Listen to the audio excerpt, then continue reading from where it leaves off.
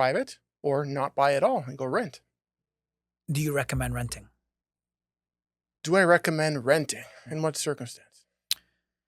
Well, do you think you'd fare better by renting as opposed to owning today's market? Financially? Yeah. Absolutely not. Okay, well, can you elaborate? Sure. You wouldn't fare better financially by renting as opposed to owning, and the evidence is overwhelming. Assuming you are a qualified borrower. Jimmy, the homeless guy, I'm not going to say he's better off owning a house because he doesn't have any income or down payment. Sure. But for regular people who have an income and a good credit score and are going to be living in their residence, if you're renting, there's no equity appreciation. Let me rephrase that. If you're renting, you're paying rent and that's it. You have a nice place. You get to move around. You can cancel your 1-year lease. You have some flexibility. Maybe you could even sublease it. I've heard some renters in Toronto put their own place on Airbnb, even though they don't own it. Lots of good things about renting. Don't get me wrong. When you compare the financial aspect of owning a home over time, especially in the Greater Toronto area, you own the home, number one.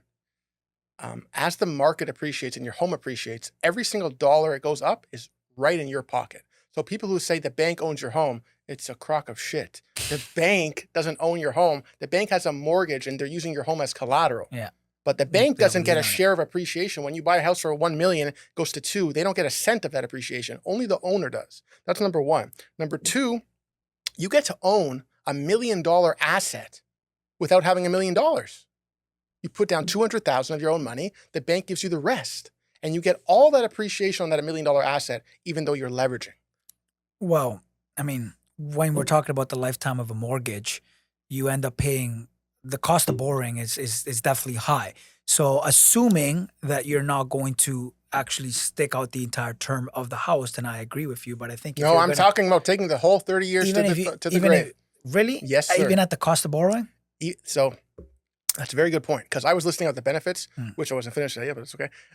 We didn't talk about the cost. The cost is mainly the interest. And typically, your monthly carrying costs on your own property that you own versus renting, it's going to be higher. So you have to be able to afford it, number one. But yes, the vast majority of your monthly payments, especially in the first term or two, is going to be towards interest. Probably say the first 10 years. Depends on your rate. So I give you an example. I helped a client get a 1.6 5-year fix back in 2021. More than half of their payment was principal right away.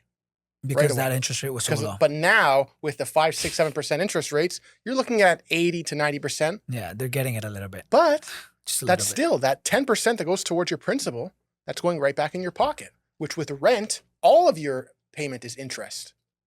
Yeah, but there is one great pro to renting, and that's the fact that you're not tied down to one particular country. I mean, when you own a house or when you buy a house, you're more or less you're tied to that country. Well, because you have to come back, you have to even if you get a property management company, I mean, then you got to slice off a little bit of the profit. Okay, so slice off a bit of profit. I'd rather slice off a bit of profit and own an appreciating asset in a country that's going to give me a great return. Like when I manage my Airbnb to a certain extent, right? Mm-hmm. How many condos allow Airbnb nowadays here in Toronto? Last time I checked, when I bought it, it was 14. 14, that's it? So you're telling me that's why it comes with a premium, that unit. That's crazy. What's the maintenance you pay on that, if you don't mind me asking? On 675 square feet, we pay $550. Jesus plus Christ, plus heating. That's brutal, man. It's not brutal. It's a rent brutal out economy, 6-7K a month.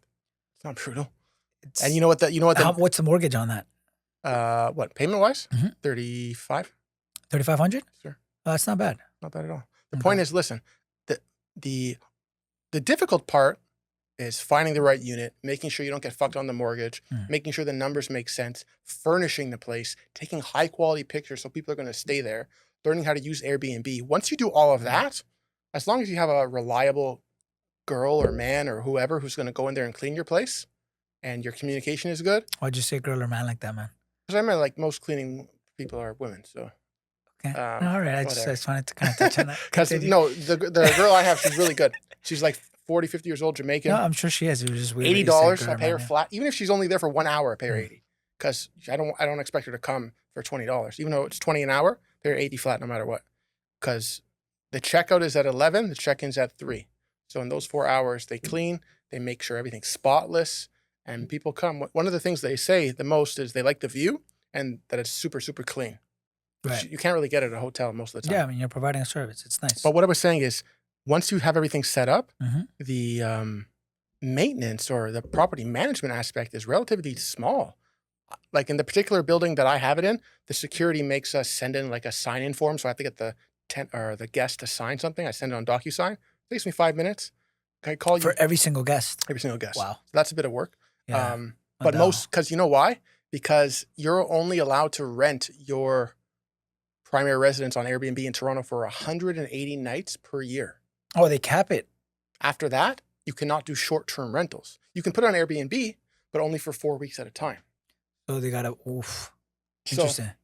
I had a So lady, how are you maneuvering around that? Have you gotten stuck at that cap yet? Or I've only had it since July last year, but oh. I'm at like 120 so far this year. But once I hit that number, only 28 nights at a time. And I've already gotten a booking last December for a month. Excuse me, it's like 6 weeks. People pay the money, bro. So Oh, I'm sure they do.